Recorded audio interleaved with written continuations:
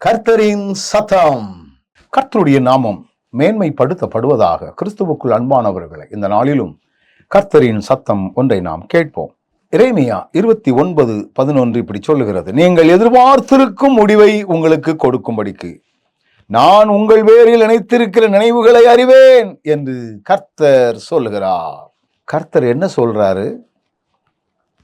உங்கள் பேரில் நினைத்திருக்கிற நினைவுகளை அறிவேன்.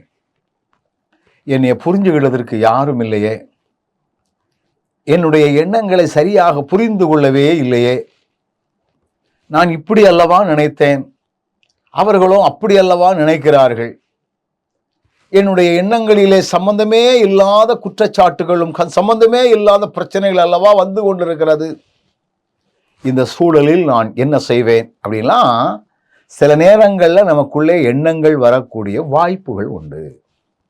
ஆனால் இங்கே ஆண்டவர் என்ன சொல்லுகிறார்? நீங்கள் எதிர்பார்த்திருக்கும் முடிவை உங்களுக்கு கொடுக்கும்படி. ஒவ்வொருவருக்கும் ஒவ்வொரு எதிர்பார்ப்பு உண்டு.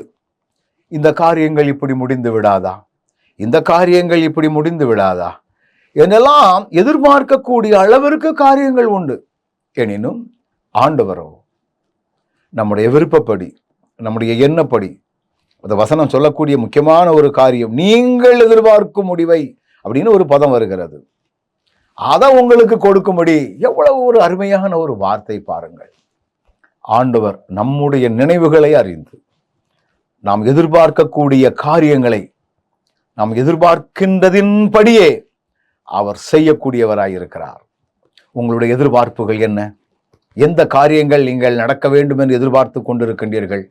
அந்த காரியங்கள் நிச்சயமாக நடக்கும், நிச்சயமாகவே நடக்கும். ஏன்னா நம்முடைய நினைவுகளை அறிந்திருக்கிற கர்த்தர் நம்ம கூட இருக்கிறார். நம்மை புரிந்து வைத்திருக்கிற ஆண்டவர் நமக்கு இருக்கிறார். எனவே தைரியமா இருங்க.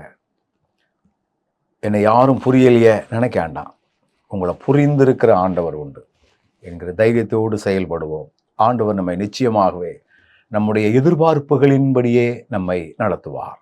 நல்ல ஆண்டவரே, எதிர்பார்ப்புகளுக்கு பலன் கொடுக்கிறவரே, எங்கள் பெயரில் நினைத்திருக்கிற நினைவுகளை அறிந்து வைத்திருக்கிறவரே, உம்மை சார்ந்து கொள்ளவும் உம்மில் உறுதியாய் இருக்கவும் எங்களுக்கு ஞானம் தார். இயேசுவின் நாமத்தில் ஜெபிக்கிறோம் நல்ல பிதாவே.